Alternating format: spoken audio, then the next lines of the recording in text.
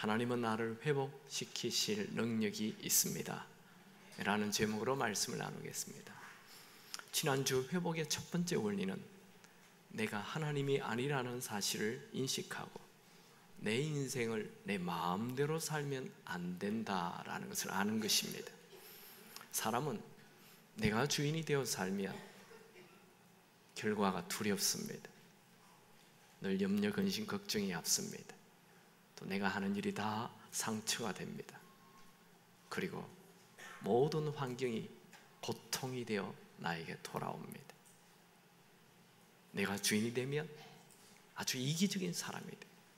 내가 이기적인 사람이 되면 내 주위에 있는 사람들이 다 다칩니다. 사람은 내가 주인이 되어 살 때 죄를 범하게 됩니다. 죄를 지은 인간은 죄책감에 사로잡히지요. 죄를 지으면 행복해지는 것이 아니고 가슴 저 밑에 죄책감이 생겨요. 양심의 가책이 생겨요. 그것 또한 하나님이 살아계신다는 증거이기도 합니다. 수많은 사람들이 죄책감 속에 살아가고 있습니다. 부모는 자녀가 빗나갈 때 자기 자녀들을 향해 죄책감을 가져요. 또 자녀들은 철이 들면 부모님들에 대하여 죄책감을 가집니다. 자매님들은 결혼하여 낙태를 할 수가 있습니다. 평생 죄책감을 가지고 삽니다. 어떤 형제는 젊은 날 엄란한 삶을 산 것을 평생 죄책감을 가지고 삽니다. 어떤 분은 사업을 하다가 상대방이 자기 때문에 망하게 된 것을 큰 죄책감을 가집니다. 회사 사장은 직원을 자를 때 죄책감을 가집니다. 회사원은 회사가 자기 때문에 손해를 볼 때 죄책감을 가집니다. 오늘 구약 이스라엘 왕 중에 가장 위대한 왕이었던 다윗 왕이 깊은 죄책감을 가지고 살다가 어떻게 회복되었는지 같이 살펴보기를 원합니다. 다윗은 30세에 사울 왕 다음에 이스라엘의 왕이 되어 20년 동안 나라를 참 잘 다스렸습니다. 그래서 다윗 왕이 되었을 때 이스라엘은 태평성대를 누립니다. 다윗의 나이가 50세 정도 되었을 때입니다. 날씨는 따뜻한 봄날이었죠. 그 당시에는 늘 주변의 나라들과 빈번히 전쟁을 하였습니다. 주로 전쟁을 하는 시기는 추운 겨울이 끝나고 봄 장마가 끝난 시기에 전쟁을 합니다. 이스라엘 군대는 지금 요르단의 수도인 라빠성을 포위하고 있었죠. 그런데 이상하게 다윗 왕은 전쟁 중인데 왕궁에서 잠이나 자고 그냥 쉬고 있었습니다. 그 장면을 한번 보죠. 사무엘하 11장 2절 다 같이 읽습니다. 저녁 때에 다윗이 그의 침상에서 일어나 왕궁 옥상에서 거닐다가 그곳에서 보니 한 여인이 목욕을 하는데 심히 아름다워 보이는지라.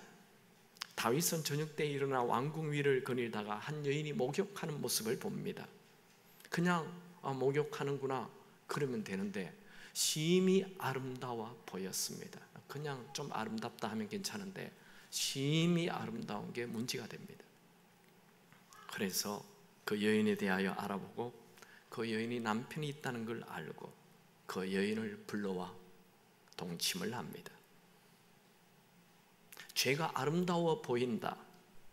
이건 내 마음 안에 사탄이 들어왔다는 증거입니다. 사탄은 이런 죄의 유혹이 인생을 비참하게 만든다 말해주지 않습니다. 사탄은 이런 죄가 가정을 풍지박산 낸다는 걸 말해주지 않습니다.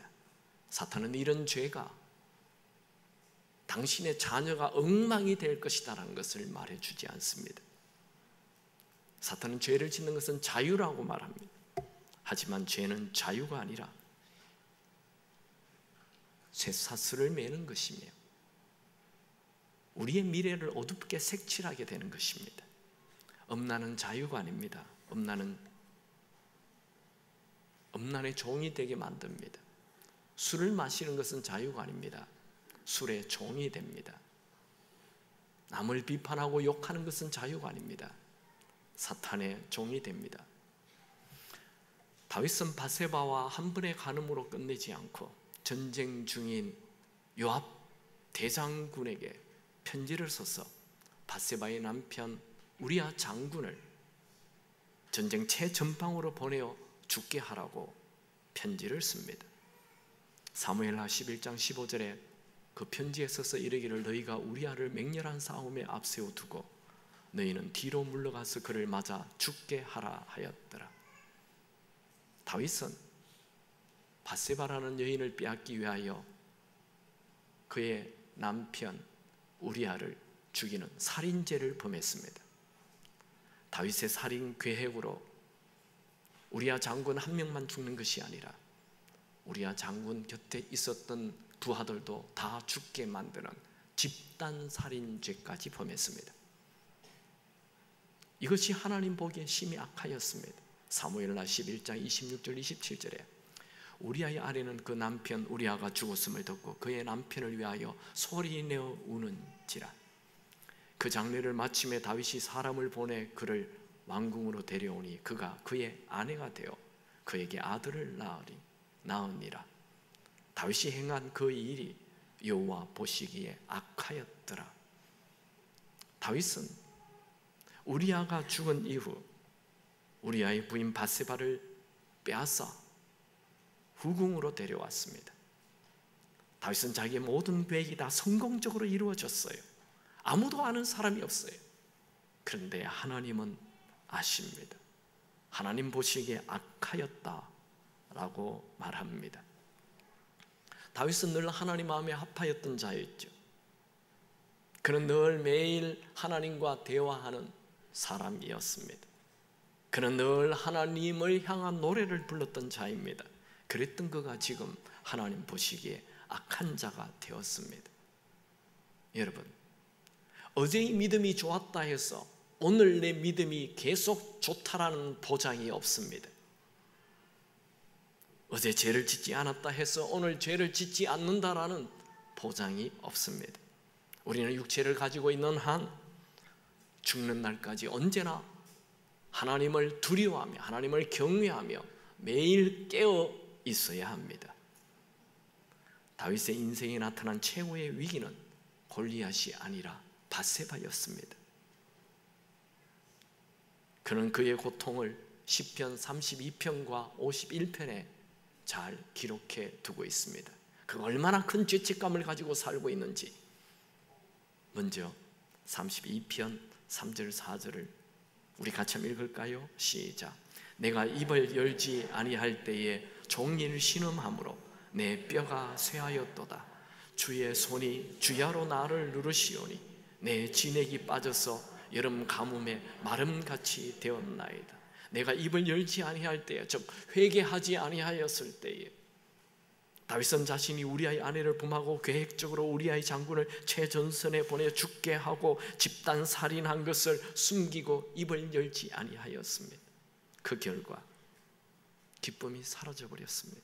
하루 종일 신음을 하고 한숨을 쉬고 뼈가 마르는 고통을 느꼈습니다. 그는 자기가 데려온 그 바세바 그 여인이 자기의 남편 우리아 장군이 죽었다는 소리를 듣고 크게 소리내어 울 때에 그 울음소리가 마치 자기의 심장을 두드리는 것과 같았습니다. 양심의 가책을 느낀 거죠. 그리고 그 우리아 장군 주위에 있다가 같이 죽었던 부하들의 가족들이 크게 소리내어 울 때 죄책감은 점점 더 커졌습니다. 그는 매일 우울과 죄책감으로 밤낮으로 신음하는 자가 되었습니다. 아무리 맛있는 음식을 먹어도 입맛이 없고 살이 쭉쭉 빠지고 뼈가 말라가는 것 같았습니다. 그는 밤마다 악몽을 꾸고 무엇이 자기를 쿵 누르고 있는 것만 같았습니다. 겉으로는 화려한 옷을 입은 왕이지만 하루하루 사는 것이 지옥과도 같았습니다. 그의 마음에는 큰 돌덩어리를 안고 사는 것 같았습니다. 그의 발에는 큰 쇠뭉치를 달고 사는 것 같았습니다. 시편 51편은 다윗이 바세바를 범한 이후에 바로 쓴 시입니다. 그 시에는 자기가 그 죄를 범한 이후에 마음의 깨끗함이 사라지고 하나님의 영이 다 떠나가 버리는 것 같았다라고 기록하고 있죠. 시편 51편 10절 11절 보면 하나님이여 내 속에 정한 마음을 창조하시고 내 안에 정직한 영을 새롭게 하소서. 나를 주 앞에서 쫓아내지 마시며 주의 성령을 내게서 거두지 마소서. 다윗은 하나님의 영, 성령이 떠난 것 같은 공허함이 가득하였습니다. 어떤 기도를 해도 응답이 없고 하나님이 자기를 버린 것만 같고 그저 두려움이 가득하였습니다. 그날 이후 다윗의 입에 늘 흐르던 경쾌한 장조음은 다 사라지고 우울한 마이너 단조음이 울리고 있었습니다. 그는 높이 오르던 독수리가 암벽에 부딪혀 피를 낭자에 흘리며 떨어진 모습이 되었습니다. 그는 한 번 바세바를 본 것으로 시작한 이 시각 간음죄가 간음, 위선, 살인, 집단 살인으로 가고 말았습니다. 그러나 다윗은 마음에 이런 심한 고통이 있지만 회개는 하지 않았습니다. 여러분, 죄를 숨기고 살면 우울해지고 분노를 유발합니다. 여러분, 죄책감에 눌려 사는 사람이 어떻게 회복될 수 있나요? 과거에 아무도 모르는 죄로 인해 삶이 짓눌려 사는 사람이 어떻게 회복할 수 있을까요? 첫 번째로 살아계신 하나님 앞에 정직하게 서는 것입니다. 하나님은 우리의 실수를 아시고 우리의 넘어짐을 아십니다. 시편 139편 2절 3절을 보면 주께서 내가 앉고 일었음을 아시고 멀리서도 나의 생각을 밝히 아시오며 나의 모든 길과 내가 눕는 것을 살펴보셨으므로 나의 모든 행위를 익히 아시오니. 시편 139편 12절에 주께서는 흑암이 숨기지 못하며 밤이 낮과 같이 비추시나니 주에게는 흑암과 빛이 같음이니이다. 하나님은 우리의 모든 것을 다 아실 뿐만 아니라 우리의 흑암을, 우리의 어두움을, 우리의 죄를 다 아신다고 기록하지요. 다니엘서 2장 22절에는 그는 깊고 은밀한 일을 나타내시고 어두운 데에 있는 것을 아시며, 하나님은 우리가 어두운 데서 행하는 것을 다 아십니다. 이런 구절은 우리에게 경각심을 가져다 주죠. 여러분, 하나님은 우리의 눈물과 상처와 분노를 다 아십니다. 하나님은 우리의 고질적인 나쁜 습관을 다 아십니다. 하나님은 우리의 가정이 얼마나 지옥같이 살고 있는지 다 아십니다. 하나님은 우리의 우울과 절망을 다 아십니다. 하나님은 우리의 문제를 다 아실 뿐만 아니라 그 문제를 해결해 주시기를 원하십니다. 하나님은 다윗의 인생, 그렇게 깊은 죄책감과 뼈가 마르는 듯한 그런 중압감, 그렇게 매일매일 살아가는 그 다윗을 아시고 그에게 나단을 보내십니다. 하나님은 다윗의 인생을 그냥 죄책감에 계속 눌려 살도록 내버려 두지 않지요. 우리 오늘 본문의 말씀 사무엘하 12장 1절 말씀을 다 같이 읽겠습니다. 시작. 여호와께서는 나단을 다윗에게 보내시니 그가 다윗에게 가서 그에게 이르되 한 성읍에 두 사람이 있는데 한 사람은 부하고 한 사람은 가난하니 여호와께서 나단을 다윗에게 보내시니, 다윗이 하나님 앞에 엎드려 회개하지 않았어요. 하나님이 나단을 다윗에게 보냈어요. 이 구절 바로 앞에 사무엘하 11장 27절에 보면 나단 선지자를 다윗에게 보내기 전에 다윗이 바세바와 동침하고 아기를 낳았다라고 기록하고 있습니다. 그 얘기는 이미 이 죄를 범하고 1년이 지났다는 얘기입니다. 다윗은 1년이 넘도록 이 죄에 대하여 죄책감을 가지고 짓눌려 살고 있었습니다. 그러나 그는 회개하지 않았습니다. 하나님은 다윗을 사랑하셨기에 다윗에게 나단 선지자를 보내신 것입니다. 하나님은 언제나 회개할 기회를 주십니다. 하나님은 그 누구도 포기하지 않습니다. 나단은 다윗에게 아주 유명한 비유를 말하지요. 왕이시여, 한 동네에 어마어마하게 큰 부자가 살고 있습니다. 양이 수천 마리가 됩니다. 그런데 그 집에 바로 옆에 오두막살이 집, 아주 가난하게 양 한 마리 키우고 사는 사람이 있었습니다. 그 양은 자기 집의 딸과 같았습니다. 그런데 글쎄 이 집에, 이 큰 부잣집에 손님이 왔는데 자기 집에 그 수많은 양 중에 한 마리를 잡아 손님 대접하는 것이 아니라 옆집에 그 가난한 오두막살이 집, 찌그러져가는 그 가난한 사람 집에 그 딸처럼 키우는 양 한 마리를 뺏어다가 자기 손님 대접을 했습니다. 그러자 다윗이 앉아있다가 벌떡 일어나 아직도 우리나라에 그런 나쁜 놈이 있느냐, 당장 죽여라, 그렇게 말하였습니다. 그때 나단이 말하죠. 사무엘하 12장 7절 같이 읽을까요? 시작. 나단이 다윗에게 이르되 당신이 그 사람이라. 당신이 그 사람이라. 여러분, 우리는 우리의 죄를 정직하게 바라보아야 합니다. 우리도 나단 선지자처럼 우리 죄를 정직하게 지적해 주는 사람이 필요합니다.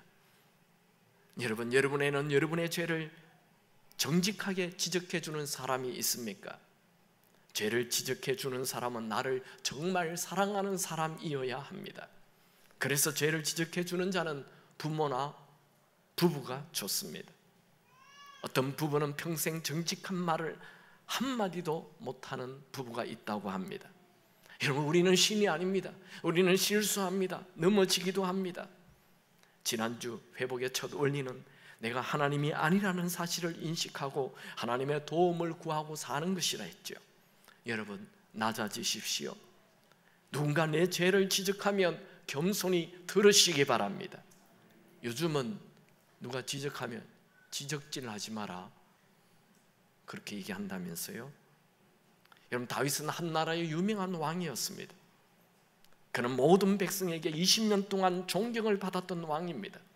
그러므로 자신이 죄인이라는 것을 여러 사람 앞에 공개적으로 말한다는 것은 어려운 거예요. 그런데 다윗은 나단의 지적에 이렇게 대답합니다. 사무엘하 12장 13절 다 같이 읽습니다. 시작. 다윗이 나단에게 이르되 내가 여호와께 범죄하였노라. 그는 자신의 죄가 많은 사람 앞에 드러날 때 내가 우리아를 죽인 것이 아니라 그 장군 중에 가장 높은 장군이었던 대장이었던 요압 장군이 그를 죽였다라고 변명하지 않습니다. 그는 우리아 장군이 죽었기 때문에 내가 그 아내 밧세바를 불쌍히 여겨 내 후처로 맞아들였다 하며 합리화하지 않습니다. 그는 자기의 죄를 공개적으로 인정합니다. 여러분, 회복되기를 원하십니까? 그렇다면 진실을 부인하지 마십시오. 진실을 부인하는 한 회복의 길로 갈 수가 없습니다. 남 탓하지 마십시오. 가면 쓰지 마십시오. 윗선 떨지 마십시오. 다윗은 화려한 왕의 옷을 벗어 던지고 참으로 낮은 자의 모습으로 내가 범죄하였나이다 라고 죄를 고백했습니다. 다윗은 살아계신 하나님 앞에 정직하게 섰습니다.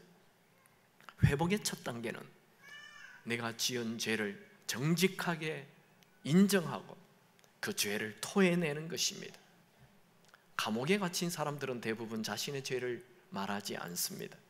그들은 타인의 죄를 보는 데는 아주 예민하지만 자기의 죄를 보는 데는 아주 둔감합니다.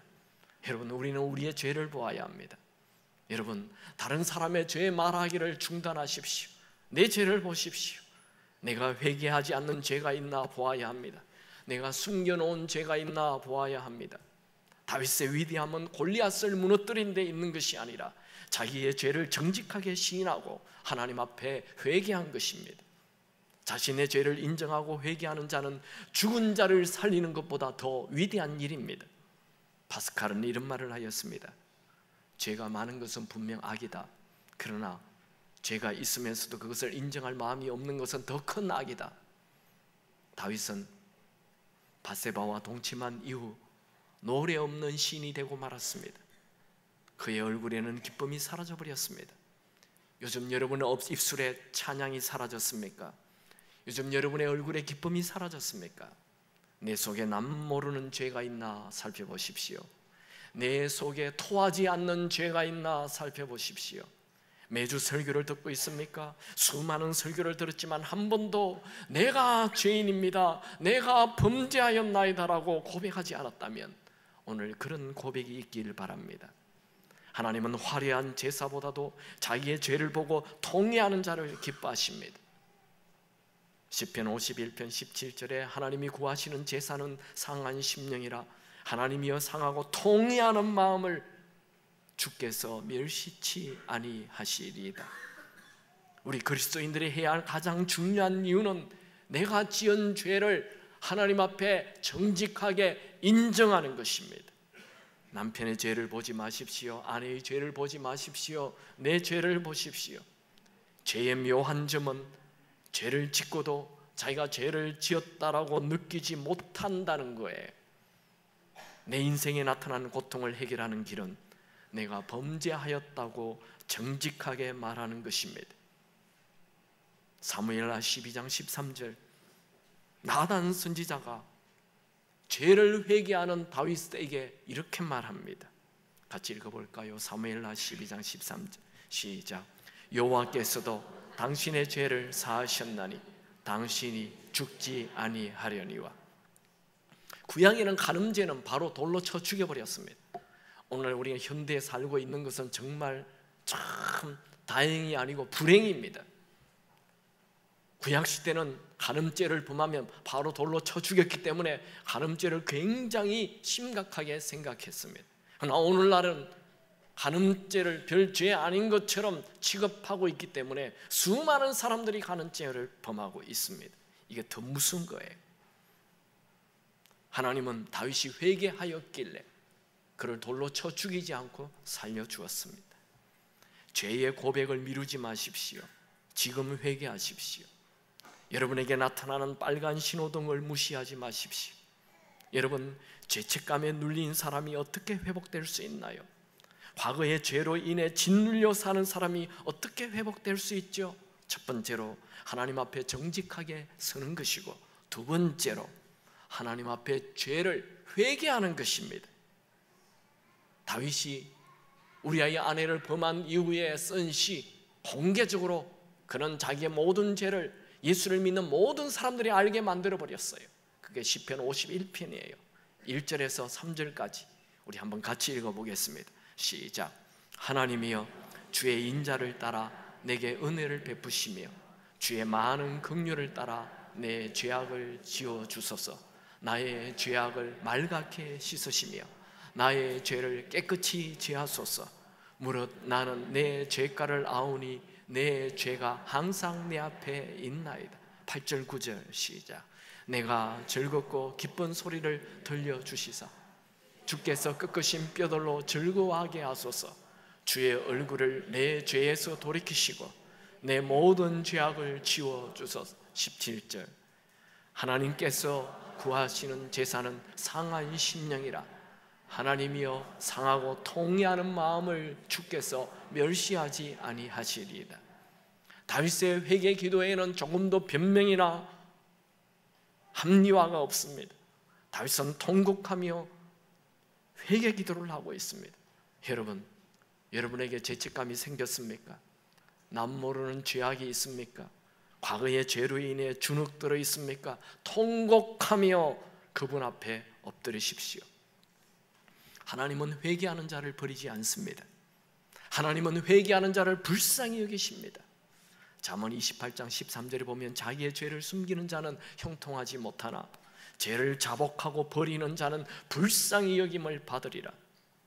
회개는 회복의 시작입니다. 회개는 부흥의 시작입니다. 회개하는 자에게는 살 소망이 있습니다. 하나님은 자기의 죄를 회개하는 자를 용서하시고 회복의 은혜를 베풀어 주십니다. 이사야 66장 2절에 보면 나 여호와가 말하노라 내 손이 이 모든 것을 지었으므로 그들이 생겼느니라. 무릇 마음이 가난하고 심령에 통회하며 내 말을 듣고 떠는 그 사람은 내가 돌보려니와 하나님은 통회하는 자를 용서하시고 회복시킬 뿐만 아니라 다시 돌보아 주십니다. 여러분, 죄책감의 새 뭉치를 끊고 자유롭게 살고 싶습니까? 여러분, 남 모르는 중독에 벗어나고 싶습니까? 말만 했다면 남 탓하고 부정적인 말만 하고 사는 사람이 있습니까? 알코올 중독에 빠진 분이 있습니까? 음란 중독에 빠진 분이 있습니까? 남들이 볼 때는 행복한 부부처럼 보이지만 실상은 매일 부부싸움을 하며 사는 분이 있습니까? 도박을 즐기는 분이 있습니까? 거짓말이 늘 입에 붙어 있는 분이 있습니까? 여러분, 더 이상 죄를 숨기지 마시고 변명하지 마시고 하나님 앞에 엎드려 회개하시기 바랍니다. 하나님은 중독의 쇠사슬을 끊어주실 것입니다. 하나님은 우리의 모든 연약함을 도우실 능력이 있습니다. 하나님은 우리가 범죄하고 숨기는 것이 아니라 자복하고 통회할 때 기뻐하신다 하였죠. 시편 51편 17절 다시 한번 읽는다면 하나님께서 구하시는 제사는 상한 심령이라 하나님이여 상하고 통회하는 마음을 주께서 멸시하지 아니하시리이다. 회개는 과거의 죄의 쇠사슬을 끊어버리는 것입니다. 회개는 나의 미래를 앞으로 나아가지 못하게 하는 그 쇠사슬을 끊어버리는 거죠. 여러분, 하나님 앞에 회개하고 통회할 수 있기 바랍니다. 예수님은 이런 말씀을 하셨어요.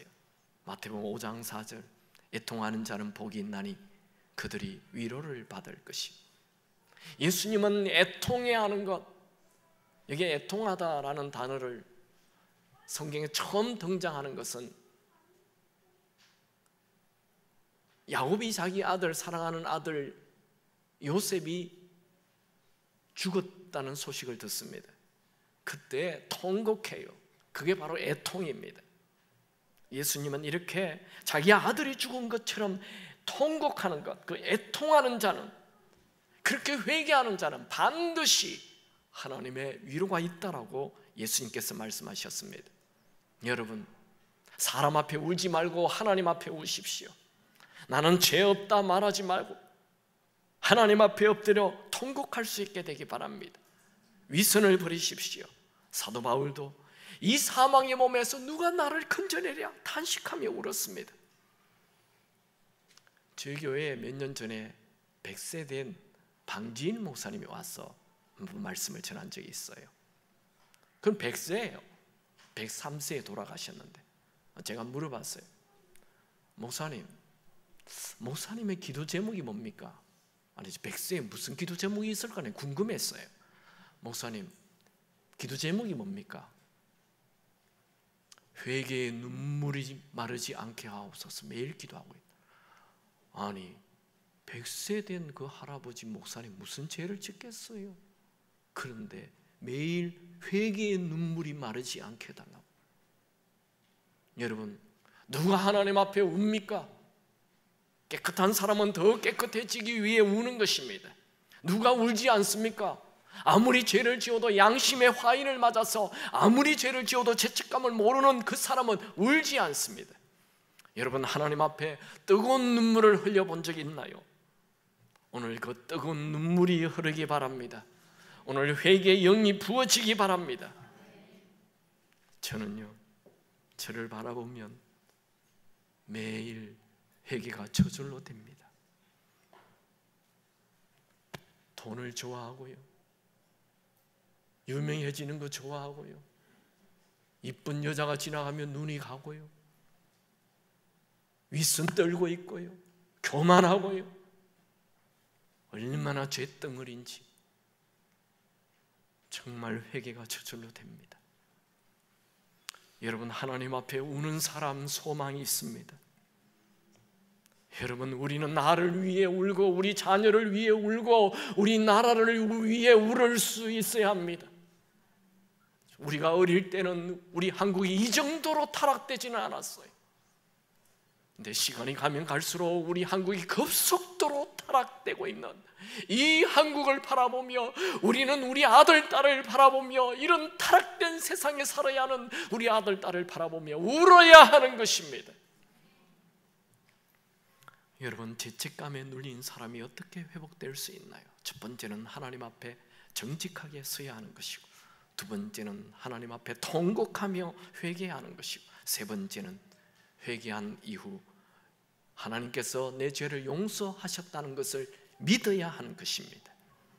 다윗은 하나님 앞에 진심으로 회개한 후 하나님께서 자기의 죄를 용서해 주셨음을 믿었습니다. 시편 32편 5절을 같이 읽을까요? 시작. 내가 이르기를 내 허물을 여호와께 자복하리라 하고 주께 내 죄를 아뢰고 내 죄악을 숨기지 아니하였더니 곧 주께서 내 죄악을 사하셨나이다. 다윗은 자신이 회개한 후 하나님께서 자기의 죄를 용서해 주셨다는 확신과 믿음이 있었습니다. 여러분, 우리도 예수님의 십자가의 보혈의 능력을 믿어야 합니다. 아무리 큰 죄라도, 어떤 죄라도 예수님의 보혈은 우리의 모든 죄를 다 깨끗게 하실 수 있습니다. 요한일서 1장 7절 그 아들 예수의 피가 우리를 깨끗게 하실 것이요, 로마서 8장 1절 그리스도 예수 안에 있는 자에게는 결코 정죄함이 없나니. 여러분, 죄를 회개한 후에도 계속 자신의 죄를 바라보고 후회하고 현실에 충실하지 못하는 자는 예수님의 보혈의 능력을 믿지 않는 자이며 하나님이 주시는 소중한 시간을 낭비하는 자입니다. 하나님은 실수한 다윗을 버리지 않았습니다. 하나님은 우리를 회복해지기를 원하실 것입니다. 하나님은 마른 막대기에 꽃이 피게 하시는 분이십니다. 하나님은 광야에 물이 흐르게 하시는 분이십니다. 하나님은 겨울이 지나면 다시 들판에 새 싹이 돋게 하시는 좋으신 분이십니다. 다윗은 자신의 모든 죄를 회개한 후 다시 일어나 전쟁에 나가 큰 승리를 거둡니다. 그것이 오늘 읽었던 사무엘하 12장 29절 31절에 기록이 됩니다. 여러분, 여러분의 실수를 계속 묵상하며 죄책감에 눌려 살지 마시고 죄를 회개하고 하나님께서 여러분의 죄를 용서하셨다라는 것을 믿으시기 바랍니다. 하나님은 우리가 아무리 절망적인 상황에 빠져 있다 하더라도 우리를 변화시키셔서 다시 살리기를 원하시는 분이십니다. 하나님에게는 불가능이란 없습니다. 하나님에게는 아무리 절망적인 상황에서도 절망적이지 않습니다. 하나님을 믿는 우리에게는 우리의 눈에 아무리 절망적인 상태라 하여도 절망적이지 않습니다. 하나님은 우리를 아침마다 새롭게 하시는 분이십니다. 예레미야 애가 3장 22절 23절에 여호와의 자비와 긍휼이 무궁하심으로 우리가 진멸되지 아니함이니이다. 이것이 아침마다 새로우니 그의 성실이 크도소이다. 우리가 지은 죄로 인해 진멸되지 않는 것은 그 하나님의 자비와 긍휼이 무궁하시기 때문입니다. 하나님의 자비와 긍휼은 매일 아침마다 새롭게 우리에게 부어집니다. 어제 내가 실수했다 하더라도 어젯밤에 내가 회개한다면 오늘 아침 하나님은 새롭게 은혜와 자비를 부어주시는 분이십니다. 하나님은 우리가 다시 일어나기를 원하시는 분이십니다. 하나님은 내 실수와 내 허물을 다 아십니다. 하지만 다시 회복되어 일어나길 원하십니다. 여러분, 다윗이 뼈가 다 마를 정도로 우울과 심한 죄책감 속에 살고 있을 때 나단 선지자를 보내서 회개시킨 이후 다시 다윗을 쓰신 하나님을 바라보십시오. 하나님은 자신의 자녀가 망하기를 원치 않습니다. 하나님은 우리의 인생이 죄의 절름발이가 되어 절뚝거리며 걷지 못하는 인생 살기를 원치 않습니다. 제가 아는 한 군사님의 아들이 한국에서 인류대학을 나오고 미국으로 유학을 가서 열심히 공부를 하다가 어느 날 군사님과 연락이 되지 않습니다. 마약 중독입니다. 아들이 연락이 되지 않아서 미국에 가서 아들을 찾아갔더니 방 안은 쓰레기 더미가 되어 있고 아들은 마약 주사를 맞고 눈이 다 풀리고 방구석에 처박혀 폐인이 되어 있었어요. 이 권사님은 자기 아들을 껴안고 엉엉 울었어. 눈물이 쏟아졌어. 권사님은 아들의 더러운 몸을 다 씻기고 밥도 못 먹는 아들을 밥을 떠먹이면서 옷을 입히고 꼬박 5년 딱 붙어 있으면서 교회도 가고 예배를 드리며 그 마약 중독으로 죽어가는 아들이 서서히 회복이 되었어. 지금은 모든 것이 정상이 되었고 얼마 전에 결혼을 하여 잘 살고 있습니다. 여러분, 우리 부모도 자식이 죽어갈 때 살려내고 싶어 합니다. 더더욱 부모보다 천배 만배 더 좋으신 하나님은 우리를 살려내길 원하십니다. 그리고 우리를 존귀히 여기십니다. 여러분, 하나님은 죄로 인해 포로로 끌려간 이미 버려버린 그 이스라엘 사람들을 향하여, 그들을 향하여 이렇게 말씀하십니다. 이사야 43장 4절, 네가 내 눈에 보배롭고 존귀하며 내가 너를 사랑하였은즉, 네가 내 눈에 보배롭고 존귀하다. 네가 비록 죄를 범하여 내가 너를 포로로 끌려가게 내버려 둔 자이지만 너는 내 눈에 보배롭고 존귀한 자다. 저는 이 구절을 읽을 때 감동이 되었습니다. 하나님이 나를 보배롭고 존귀 여긴다고요? 내가 정말 보배롭고 존귀한 자가 맞나요? 나는 아닌 것 같은데 하나님은 나를 보배롭고 존귀 여긴다 말씀하십니다. 하나님은 실수한 자를 버리지 않고 다시 쓰길 원하십니다. NCD에서 은사 배치 사역을 하시는 한 목사님의 간증을 들었습니다. 그 목사님은 은사 배치 사역을 조그맣 아주 작게 하는, 그냥 목회도 하지 않는 평범한 목사님이었습니다. 그런데 어느 날 아내가 자기를 버리고 다른 남자와 함께 가버렸습니다. 목사님의 가정은 산산조각이 나버렸습니다. 도무지 손가락 하나도 움직일 수 없는 절망감이 밀려왔습니다. 자살도 하고 싶었습니다. 정말 자신의 아내를 사랑했는데 그 목사님은 자기 스스로 내가 이런 가정으로 어떻게 목회를 하겠는가, 목회도 내려놓았습니다. 사역도 내려놓았습니다. 목사님은 기도 중에 하나님께서 다시 사역을 하라 말씀하셔서 목회는 하지 않고 조용한 그냥 은사 배치 사역만 하였습니다. 이상하게도 그 전보다 더 많은 곳에서 이 목사님을 초청하였습니다. 한 번은 세계 각처에 있는 목사님, 선교사님 3,000명이 모인 곳에서 은사 배치 강의를 하였습니다. 모든 강의가 끝났어요. 그런데 하나님께서 갑자기 이 목사님 마음에 너의 가정에 대하여 간증을 하라 그랬습니다. 목사님은 그 음성에 순종하여 간증했습니다. 여러분, 저는 이혼한 목사입니다. 갑자기 전체가 웅성웅성거렸습니다. 아니, 우리가 뭐 이혼한 목사님 강의를 들은 거야? 하며 목사님들이 그냥 여기저기서 웅성거렸습니다. 그 목사님은 계속 말을 이어갔습니다. 하지만 하나님은 나를 사용하셨습니다. 하나님께서 오늘 저에게 이렇게 말씀하셨습니다. 네가 죽음의 순간에 나를 붙잡았고 나를 떠나지 않았기에 너를 사용한다.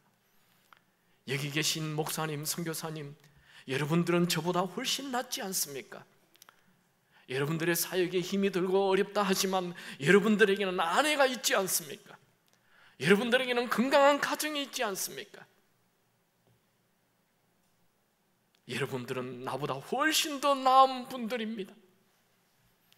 이 목사님의 간증이 끝나자 강대상에 수많은 선교사님들이 뛰어올라와서 우리에게도 말 못할 상처가 있습니다 하며 이 목사님을 부둥켜 안고 울었습니다. 순식간에 울음바다가 되었습니다. 이 목사님의 간증으로 모든 목사님들이 힘을 얻고 회복이 되었습니다. 사람은 누구나 아픔이 있고 실수가 있고 실패가 있습니다. 그 실수에 빠져 인생을 포기하는 자가 되지 마십시오. 여러분이 죄에 빠져 인생을 폐잔병처럼 살지 말고 죄를 회개하고 그리스도의 강한 용사가 되어 사십시오. 하나님은 내 연약함을 다 아십니다. 하나님은 내 연약함을 도와주시길 원하십니다. 여러분, 하나님은 내 모든 상황을 아시고 나를 돌보시고 나를 도울 능력을 가지셨음을 믿으시기 바랍니다. 회복은 내 노력이나 내 의지에 달려있는 게 아니에요. 지금 여러분이 갖고 있는 그 중독의 문제가 여러분의 능력으로 해결되지 않습니다. 로마서 8장 26절, 이와 같이 성령도 우리의 연약함을 도우시나니. 우리의 연약함, 육체의 연약함뿐만 아니라 도덕적인 연약함, 신앙적인 연약함, 정서적인 연약함, 의지적인 연약함, 나에게는 수많은 연약함이 있습니다. 이 연약함을 도와주기를 원하시는 성령 하나님이 계십니다. 그 성령 하나님의 도움을 구하시기 바랍니다. 우리는 하나님의 살아계심을 믿어요. 여러분, 하나님의 살아계심을 믿는 것만으로 충분하지 않아요. 그 하나님의 능력에 접속이 되어야 합니다. 그 하나님의 능력에 접속이 되려면 성령 하나님의 손을 붙잡아야 합니다. 성령 하나님에게 도움을 구해야 합니다. 성령 하나님, 내 연약함을 도와주옵소서. 성령 하나님, 내 이 문제를 도와주옵소서. 성령 하나님, 나를 불쌍히 여겨 주옵소서. 성령 하나님께 도움을 구할 때 성령 하나님께서 베풀어 주시는 회복의 은혜가 있습니다. 하나님이 베풀어 주시는 회복의 은혜는 내가 지은 죄보다 훨씬 크십니다. 여러분, 오늘 이 시간 한번 같이 기도하는 시간을 가질까요? 하나님, 나에게는 이런 죄가 있습니다. 나에게는 아무에게도 말하지 않은 이런 죄악이 있습니다. 이것으로 인하여 늘 눌리고 윗선적인 삶을 살았습니다. 오늘 이 죄악을 토하기를 원합니다. 내가 지은 죄를 회개하기를 원합니다. 주여, 내가 범죄하였나이다. 오늘 회개할 때 성령 하나님께서 여러분에게 치유를 주시고 회복을 주시고 은혜를 부어주실 것입니다. 우리 한번 주여 외치고 다 같이 기도하겠습니다. 주여!